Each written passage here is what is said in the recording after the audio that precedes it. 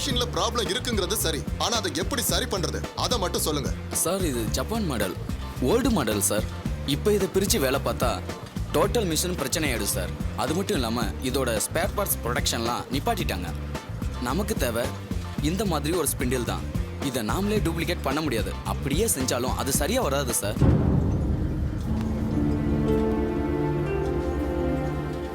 அதுக்காக தான் சார் சொல்கிறேன் நான். இங்க பாருங்க, திரும்ப திரும்ப இதையே சொல்லிட்டு இருக்காதீங்க. இது எப்ப சரியாகும், அதுக்கு நான் என்ன பண்ணணும் அதை மட்டும் சொல்லுங்க. சார் இதை ஜப்பான் கம்பெனி இன்ஜினியர்ஸ் வந்தால் தான் சரி பண்ண முடியும். அதான் சார் நமக்கும் சேஃப். இல்லைன்னா இந்த மாதிரி ஒரு சின்ன ஸ்பேருக்காக மொத்த மிஷினோட விலையும் கொடுக்க வேண்டியிருக்கும். அப்போ இதுக்கு ஜப்பான் இன்ஜினியர்ஸ் தான் வந்தாகணுமா? ஆமா சார். அது வரைக்கும் மிஷின் ஓடாம இருந்தா பிசினஸ் பாதிக்காதா? வேற வழி இல்லை sir. Excuse me sir, Japan engineers வர வரைக்கும் மிஷினை நிப்பாட்ட வேண்டிய அவசியம் இல்லை சார். என்னப்பா சொல்ற? இல்லை சார், ஏற்கனவே 2 தடவை இந்த மிஷின் ரிப்பேர் ஆயிருக்கு சார். ஆக்சுவலாக இந்த ஸ்பிண்டில் தான் சார் ஃபால்ட்டே. இந்த ஸ்பிண்டிலை கொஞ்சம் டைட் பண்ணி அட்ஜஸ்ட் பண்ணால் போதும் சார், ஓட வச்சிடலாம். மகேஷ், இந்த பையன் யாரு? சார் இவன் பேர் நட்ராஜ், புதுசாக ஜாயின் பண்ணியிருக்காரு. என்ன நட்ராஜ், குழந்தைத்தனமா நட்ட திருப்பணும் போல்ட்டை திருகணும்னு சொல்லிக்கிட்டு இருக்க? சார் அப்படி பண்ணி தான் சார் இதை நான் ஏற்கனவே ஓட வச்சிருக்கேன். உன்ன மாதிரி ஆர்வ கோளாறு பிடிச்சவனுங்க கையை காலை வச்சுக்கிட்டு சும்மா இல்லாமல் ஏதாவது நோண்டி வைக்கிறதால தான் மிஷின் இப்படி வீணா போய் நிற்கிது. சார் எனக்கு இதை பற்றின நாலேஜ் இருக்குது சார். நானும் டிப்ளமா முடிச்சிருக்கேன் சார். அப்போ எம்இ முடிச்சுட்டு அங்கே சும்மா உட்காந்துருக்கோன்னு சொல்ல வரியா? சார் நான் அப்படிலாம் சொல்ல வரல. இன்னொரு தடவை நீயா உன் இஷ்டத்துக்கு இந்த மாதிரி விஷயத்தில் தலையிடாத சார். ஜப்பான்லேருந்து இன்ஜினியர்ஸ் வந்தால் தான் சார் இந்த மாதிரி விஷயத்துக்கு சரியான தீர்வு. Please sir. சரி, நான் யோசிச்சு பார்க்குறேன். போங்கப்பா, போங்க. நீ என்ன பார்த்துக்கிட்டு இருக்க? போய் மிஷினை பாரு போ.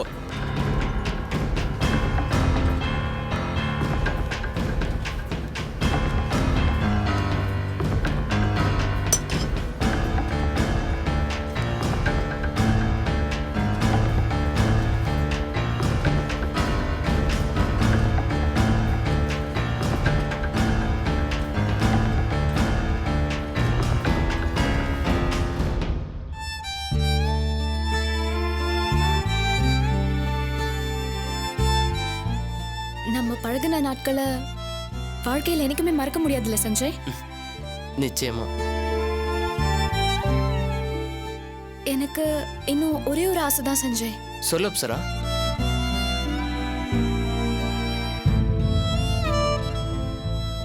எனக்கு ஒரு முத்தம் கூட. புரியல? என்ன கிஸ் பண்ணுன்னு சொன்னேன். எல்லாத்தையும் அதோட முடிச்சுக்குவோம். அப்சரா, ஏன் இப்படி எல்லாம் பேசுற? இல்ல சஞ்சய், இனிமே நம்ம 2 பேருக்கும் ஒத்து வராது. நான் யாருங்கிறத மறந்து உன்னை லவ் பண்ணது என்னோட தப்பு தான். அப்சரா, என்ன அப்சரா? ஒரு அனாதைக்கு எப்படி இந்த மாதிரி ஆசைலாம் வரலாம்? சாரி சஞ்சய். இந்த ஒரு நாள் நினைப்போட இந்த லைஃபை கழிச்சிடுவேன். நீ உங்க அப்பா அம்மா சொல்ற பொண்ணே கட்டிக்கோ. சத்தியமா சொல்றேன் அப்சரா, நீ இல்லைன்னா நான் செத்துருவேன். அடிக்கடி நீ இப்படி சொல்றத நம்பிதான் நான் உன்னை லவ் பண்ணேன். என் பேரை பச்சை குத்திக்கிறதுக்கே யோசிக்கிற நீ என்னை எப்படி கட்டிக்குவ?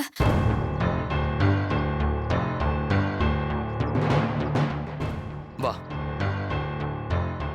வா அப்சரா, நம்ம வீட்டுக்கு போலாம். வா, எங்க அப்பா அம்மா முன்னாடி வச்சு உனக்கு தாலி கட்டுறேன். அதுக்கப்புறம் நீ என்ன நம்பினா போதும். இப்பவே இந்த செகண்டே போலாம். வா. இத பாரு, இது என் அப்பா மேல சத்தியம். வா போலாம். நீ சொல்றது உண்மையா சஞ்சய்? நீ என்ன நம்பவே மாட்ட அப்சரா, அதனால தான் சொல்றேன். இப்பவே போலாம். அவங்க முன்னாடி வச்சு தாலி கட்டுறேன். அதுக்கப்புறம் நீ என்ன நம்பினா போதும்.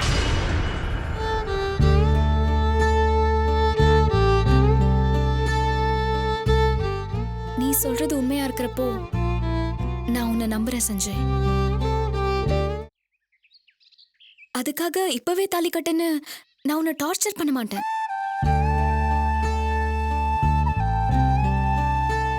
நீ மனசு கஷ்டப்படுறத என்னால தாங்கிக்க முடியாது. ஏன்னா நான் உன்னை அந்த அளவுக்கு லவ் பண்றேன் சஞ்சய். என்ன ரெஜிஸ்டர் மேரேஜ் பண்ணிக்க. ஒரு வீடு பார்த்து வை. நான் உன்னோட வைஃபா வாழணும், அதான் என்னோட ஆசை.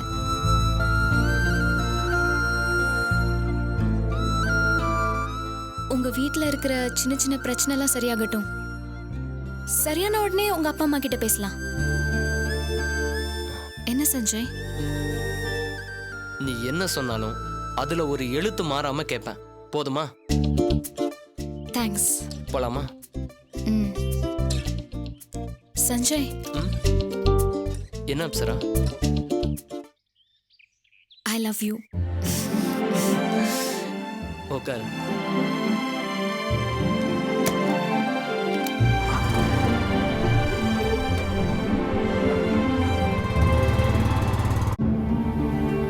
நான் எதுக்கு உங்க எல்லாரும் இங்க வர சொன்னேன்னு தெரியுமா?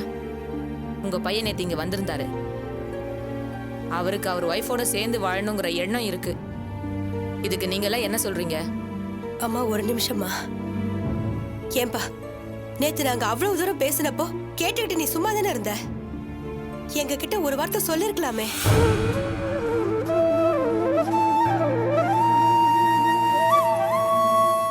சரிம்மா, அதை விடுங்க. இப்ப அவருக்கு அப்படி ஒரு எண்ணம் இருக்கு. நீங்க என்ன சொல்றீங்க? இதுக்கு மேல சொல்றதுக்கு என்னமா இருக்கு? அவ எங்களை போலீஸ் ஸ்டேஷன்ல வச்சு எந்த அளவுக்கு அசிங்கப்படுத்தணுமோ அந்த அளவுக்கு அசிங்கப்படுத்திட்டான். இதுக்கப்புறம் மிச்சம் என்ன இருக்கு? அதையும் பண்ணட்டும், விடுங்க. என்னம்மா நீங்க இப்படி பேசுனா என்ன அர்த்தம்? வேற என்னம்மா பண்ண சொல்றீங்க? அன்னைக்கு இதே ஸ்டேஷன்ல குற்றவாளிங்க மாதிரி எல்லாரும் முன்னாடியும் கை கட்டி நின்னது நாங்க தானே.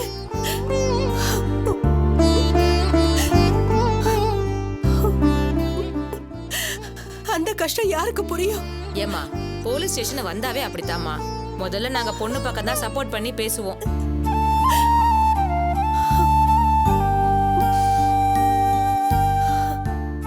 இப்ப உண்மை தெரிஞ்சிடுச்சு. அதான் உங்களை கூப்பிட்டு என்ன பொசிஷன்னு கேட்கலான்னு பார்த்தேன்.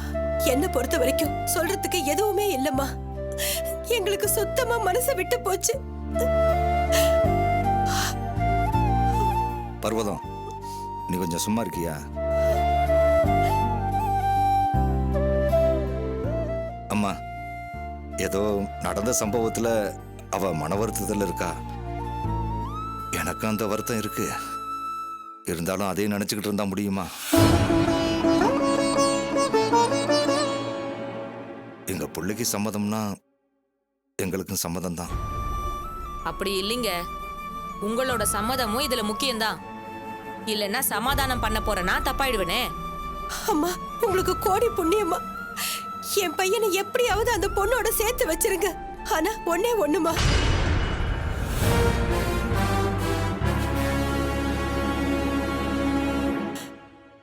அவ எங்க வீட்டுல வாழறப்போ எங்க கூட தான் இருக்கணும்.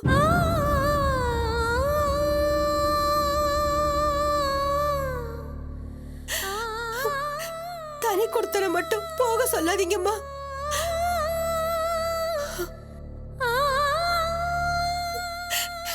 எதுக்கு மேலேயும் அந்த பொண்ணை நம்பி எங்க பிள்ளைய தனியா அனுப்ப நாங்க தயாரா இல்ல. எங்க கூடவே இருக்கிற மாதிரி ஏதாவது பண்ணுங்கம்மா. அதெல்லாம் நான் பாத்துக்கிறேம்மா. இத பாருங்க, பையன் பொண்ணு ரெண்டு பேருமே நல்ல பிள்ளைங்களா இருக்குதுங்க. உங்க பிரச்சனையில வாழ வேண்டிய அவங்கள பிரிச்சிடாதீங்க. ஐயோ, நாங்க எதுவும் சொல்லலம்மா. அவங்க தான் எல்லாமே பண்ணாங்க. இல்லம்மா, நான் ரெண்டு பேருக்கும் பொதுவா தான் சொல்றேன். என்னால முடிஞ்ச வரைக்கும் பேசி இத சுமூகமா முடிச்சு வைக்கிறேன். மனசை தேத்திக்கிட்டு போங்க. ரொம்ப தேங்க்ஸ் மேடம். வரம்மா. சரிங்க.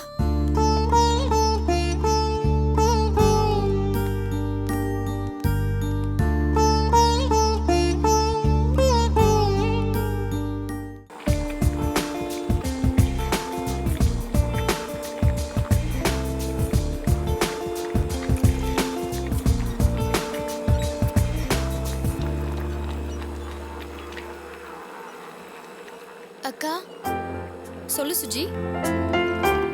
அதான்க்கா, போன வாரம் 2 நாள் பணம் தரேன்னு சொல்லி 500 ரூபாய் வாங்குனீங்கல்ல, அது அம்மாவோட பணம். கேக்குறாங்க, அதான். என்ன விளையாடுறியா? நான் எப்போ உன்கிட்ட பணம் வாங்கினேன்? சரியான ஃப்ராடா இருக்கியே. நீ தான் எனக்கு 200 ரூபாய் பணம் கொடுக்கணும். எங்க அதை நான் கேட்டுக்கணும்னு சொல்லி என்ன கடன்காரி ஆக்குறியா? அக்கா, பேசாத. உன்ன மாதிரி ஆளுங்க கூட பழக்க வழக்க வச்சுக்கிறதே தப்பு. ஹே உன்னதா, என்ன பயந்துட்டியா? இந்த மாதிரி இருந்தா நீ எப்படிதான் பழைக்க போற? நான் உன் கூட சும்மா ஜாலியா விளையாண்டேன். நிஜமாவே இது மாதிரி யாராவது உன்கிட்ட நடந்துக்கிட்டா பட்டுன்னு ஒரு அறைய விட்டு வாங்கின காசை குடுடின்னு கேட்கணும். சரி கிளம்பு. அக்கா பணம். எந்த பணம்? என்ன புரிஞ்சிக்கவே முடியலல்ல? உன் பணத்தை கொண்டு வந்திருக்கேன், பயப்படாத. என்ன என் பேக்ல இருக்கு, வேலையை முடிச்சுட்டு கொண்டு வந்து தரேன். சரிக்கா. ம்.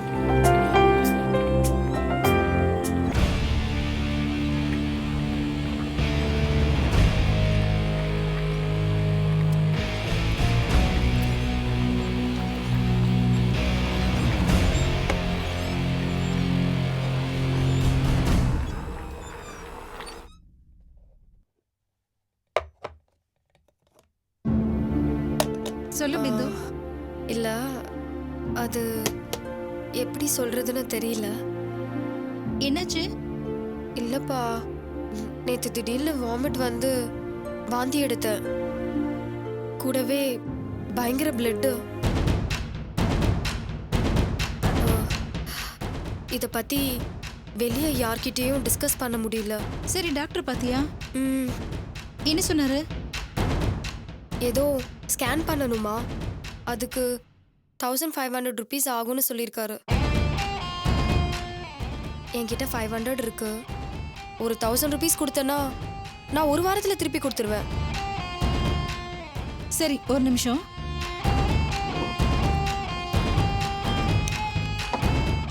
அவசரம் இல்ல, உடம்பு பாத்துக்கோ. உனக்கு கிடைக்கிறப்ப கொடு. அப்படின்னா நான் இதை வாங்க மாட்டேன். நீ ஒரு வாரத்தில் திரும்ப வாங்கிக்கணும். சரி, நீ முதல்ல ஸ்கேன் எடுக்கிற வழிய பாரு. இந்த புடி. ஏய், என்னாச்சு? இல்ல, ஏதோ வியாதி வந்து சீக்கிரம் செத்து போயிடுவனோன்னு பயமா இருக்கு.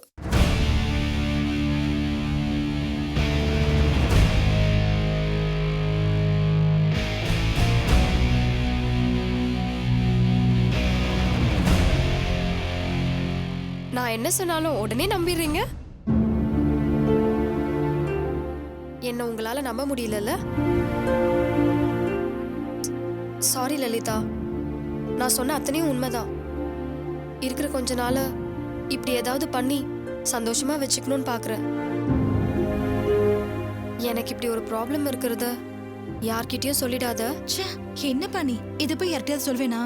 இல்ல, இது தெரிஞ்சா எல்லாரும் என் மேல பரிதாபப்பட ஆரம்பிச்சிருவாங்க. ஓ, இருக்கிற கொஞ்ச நாளையாவது நிம்மதியா அனுபவிச்சுட்டு போறேனே. இங்க பாரு, அப்படிலாம் எதுவும் நடக்காது. தேவையில்லாம மனசு போட்டு குழப்பிக்காத. இத பத்தி நினைச்சிட்டு இருந்தா மனசு கவலைதான் படும். மனசு டைவர்ட் பண்ற வழிய பாரு. என்ன? ம். போ.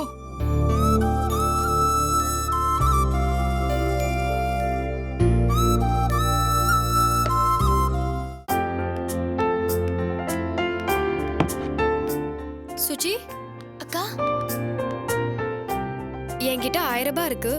உனக்கு எவ்வளவு வேணும்? 500 ரூபாய் போதும்க்கா. இந்தா. ஆ, இன்னொரு 500 ரூபாய் இருக்கே, இதை எப்படியாவது செலவு பண்ணணுமே. உன்கிட்ட வேற பணம் இருக்கு. ஆளுக்கு கொஞ்சம் போட்டு சினிமாக்கு போலாமா? அந்த பிந்து வந்து உங்ககிட்ட பேசிட்டு இருந்தாலே, என்ன கேட்டா? ஏன்?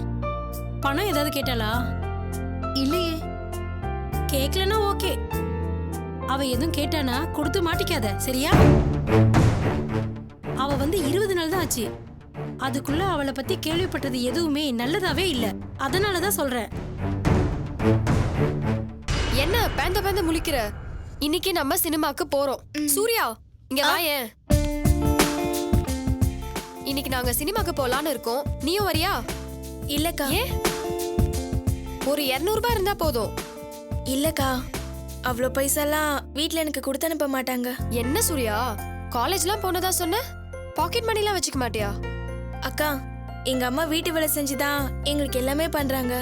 ஓ, ஆ, நாங்க எப்படிக்கா உங்ககிட்ட பாக்கெட் மணி கேட்க முடியும்? அது மட்டும் இல்ல, எங்களுக்கே பாக்கெட் மணிங்கிறது தேவைப்பட்டதில்ல.